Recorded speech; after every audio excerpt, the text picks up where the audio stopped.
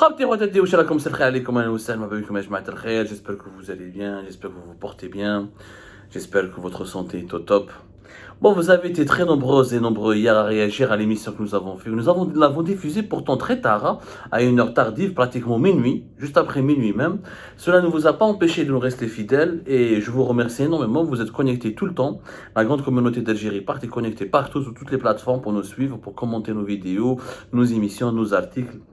Eh ben, je vous remercie beaucoup pour votre interactivité et votre fidélité. Bon, hier, l'émission, je parle de celle qui explique comment la DDSE, algérien, les services secrets, le renseignement extérieur, la branche du renseignement extérieur des services secrets algériens, comment la manipuler et menti grossièrement Abdelmajid Tebboune dans l'affaire d'Amir Aboulaoui, en lui collant, en fournissant des faux rapports sécuritaires et basé sur des informations bidonnées et falsifiées concernant une fameuse implication dans les services secrets français dans la fameuse affaire de Amir Aboulaoui, alors qu'on est en train de voir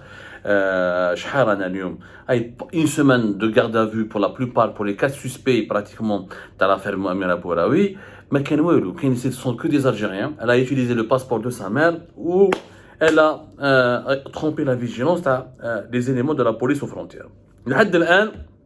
L'enquête menée par la gendarmerie algérienne n'a déterminé, n'a identifié aucun espion qui aurait aidé Amir Aboulaoui. Mais je vais vous dire les défaillances des services de sécurité. On a Tebboune qu'est-ce qu'il attend pour réclamer des comptes et couper des têtes. Tebboune رئيس جمهورية مسؤولية تاريخيا واخلاقيا حتكون عندك مسؤوليه كبيره. التاريخ راه يسجل l'histoire jugera que M. Tebboune est en train de prendre à la légère les défaillances sécuritaires. Il y a des défaillances sécuritaires à très haut niveau dans notre pays. Les récentes affaires qui ont éclaté l'actualité algérienne, que ce soit l'affaire Algérie-Par, soit l'affaire Amir Aboulaoui, que ce soit l'affaire تاع البارح, soit البارح خرجوا لنا une nouvelle affaire. قال لك البارح à 3h du matin, la veille ou l'avant-hier à 3h du matin, un Algérien a appelé l'ambassade d'Arabie Saoudite pour la menaçant de la faire exploser. Ou un communiqué, ou l'ambassade d'Arabie Saoudite, ils l'ont obligé, ou apparemment, ils lui ont demandé d'après mes informations de faire un communiqué, au déploiement des forces de sécurité, intervention des services de sécurité, la police, les services secrets, ou حكموا هذا الإنسان, وعلى la خرج لهم واحد مهبول مريض من راسه عيط بالتليفون. يعني franchement, quelqu'un qui veut faire du terrorisme, soyons sérieux, quelqu'un qui veut faire du terrorisme, il appelle à 3h du matin pour prévenir ses victimes, mais il va faire un attentat. soyons sérieux. حنا عشنا لو terrorisme. يا الناس حنا ما كاينش واحد يعرف الارهاب كيما الجزائر والجزائريين. Il n'y a pas un peuple qui connaît mieux les notions, les dessous, les dangers, les méfaits, les tromperies, les ruses du terrorisme comme les Algériens et les Algériens après avoir vécu ce que nous avons vécu pendant la décennie noire, durant la décennie des années 90. Comment peut-on croire que quelqu'un au téléphone il menace de faire exploser l'ambassade d'Arabie Saoudite? Bien sûr qu'il fallait l'interpeller, bien sûr qu'il fallait vérifier, bien sûr qu'il fallait faire une enquête, mais de là médiatiser, faire un communiqué ou déployer un dispositif sécuritaire impressionnant ou lire ce communiqué à la télévision algérienne et diffuser massivement cette information sur les réseaux sociaux, c'est débile. En fait, de notre point de vue, du point de vue de la logique, c'est débile parce qu'il s'agit d'une non-affaire. Encore une fois, une non-affaire. Quelqu'un qui a des troubles psychiatriques, qui s'en est pris à l'ambassade d'Arabie Saoudite parce que je ne sais pas qu'est-ce qu'il a contre l'Arabie Saoudite ou qu'est-ce qu'il a contre les Saoudiens et les Saoudiens. C'est un problème, il a un problème de trouble psychiquement, il est troublé. Mais du point de vue logique et rationnel, on n'en fait pas une affaire. On ne fait même pas une annonce médiatique sur une telle affaire. Le nombre d'appels téléphoniques que des fous, des malades, des dépressifs font par jour pour semer la terreur, la panique ou pour se moquer de leurs interlocuteurs au bout du fil, il y en a des dizaines, des centaines, si ce n'est pas des milliers par jour. S'il faut faire des communiqués, déployer des forces de sécurité à chaque fois qu'il y a une telle... un gag ou là, une telle blague de mauvais goût, les services de sécurité en Algérie n'ont pas travaillé. En réalité, comme dans l'affaire Amir Aboulaoui, comme dans l'affaire d'Algérie par au début, fin janvier 2023, la réalité c'est que des services de sécurité, pour maquiller leurs défaillances, encore une fois pour passer sous le silence leur incompétence et l'incompétence de leur commandement actuel, et je parle de tous les services de sécurité, mais quand je fais en les slahs, ils sont en train de faire du n'importe quoi. الجزائر ولات مسرحيه. Nous sommes devenus un théâtre. يعني كما نقولوا زمان جدودنا سينما تاع الحيط.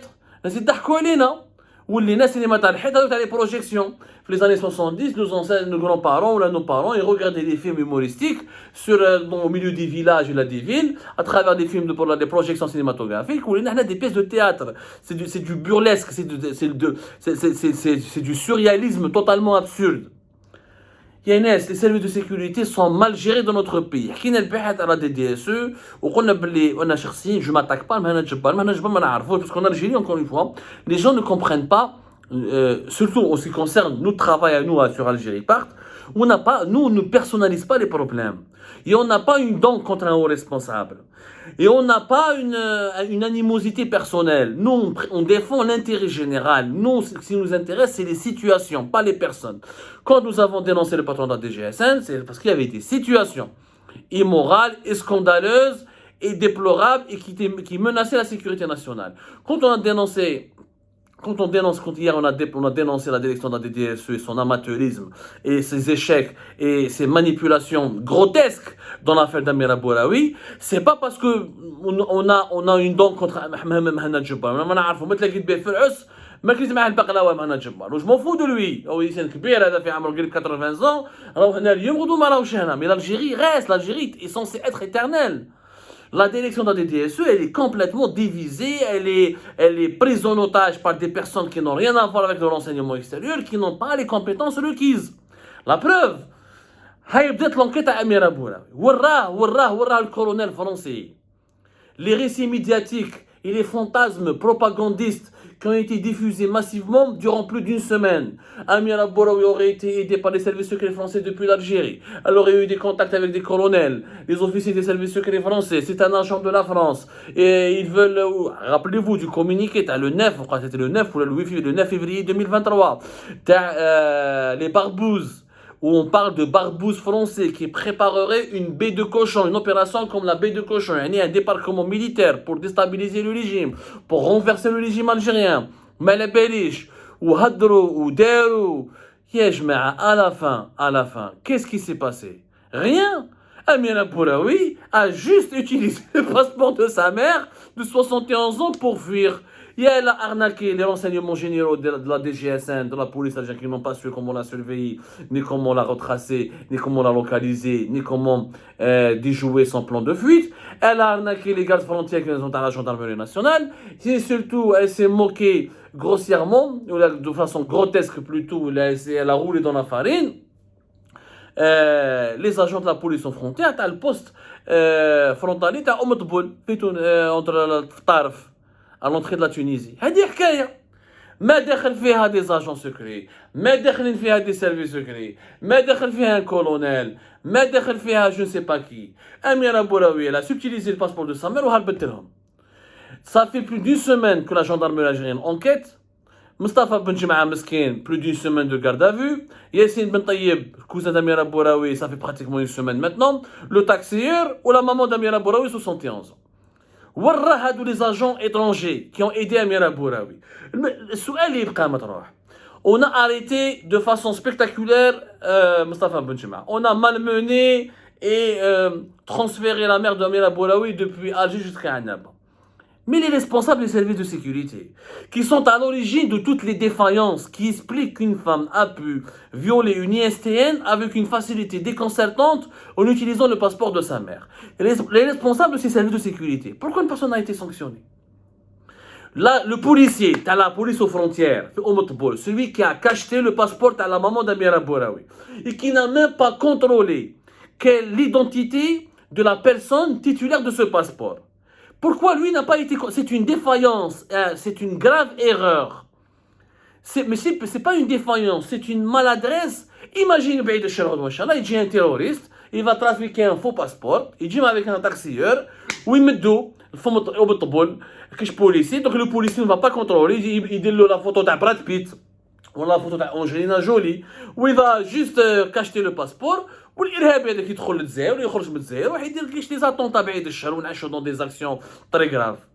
وعلاه هذا البوليسي تاع ام طبول pourquoi il n'a pas été convoqué علاه ترفدوا في مصطفى بن جمعه جورناليست qui n'a rien à voir qui est lui-même placé sous ISTN et qui n'a strictement aucun lien ni de près ni de loin avec la tentative de fuite voilà la tentative réussie avec l'opération de fuite, l'opération spectaculaire d'Amir Bouraoui qui a fui vers la Tunisie, où le policier, les policiers qui étaient en mission, qui étaient en train, qui étaient dans leur poste au niveau du poste frontalier de Moutboul. واحد محوسه ما شفنا une commission d'enquête interne à la DGSN, ما شفنا un policier convoqué, ما شفنا la justice qui les convoque pour les auditionner, ما شفنا حتى واحد.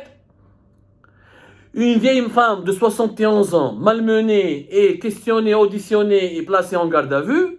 Un policier ou plusieurs policiers,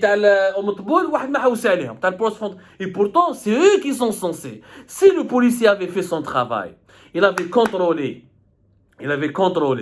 le passeport il avait bien, au lieu de cacheter automatiquement et machinalement les passeports en faisant confiance à un taxieur qui certainement lui a glissé un bakchis, s'il avait contrôlé le véhicule, s'il avait demandé à contrôler la personne titulaire de ce passeport, il aurait bien remarqué qu'entre Amira Bouraoui, 46 ans, et sa maman de 71 ans, il y a quand même un grand écart, une différence énorme. Mais naturellement, les services de sécurité, personne ne les a emmerdés. Ah, personne n'a enquêté sur eux. Les gendarmes, ils sont aussi impliqués. Qui est censé en charge, qui sécurise les frontières du pays?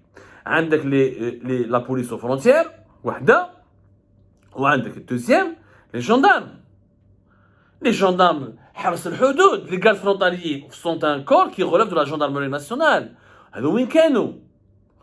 C'est aussi les renseignements généraux de la DGSN qui sont censés surveiller les gens et qui sont censés traquer les gens et avoir des informations et des données précieuses. Les services que la DDS, le renseignement extérieur, qui a menti, puisque ça fait plus de 10 jours maintenant, après l'affaire Amira Bouraoui, il n'y a aucune trace, il n'y a aucune indication, pas la moindre preuve qui affirme ou qui démontre l'implication d'un service secret étranger dans la fuite d'Amira Bouraoui.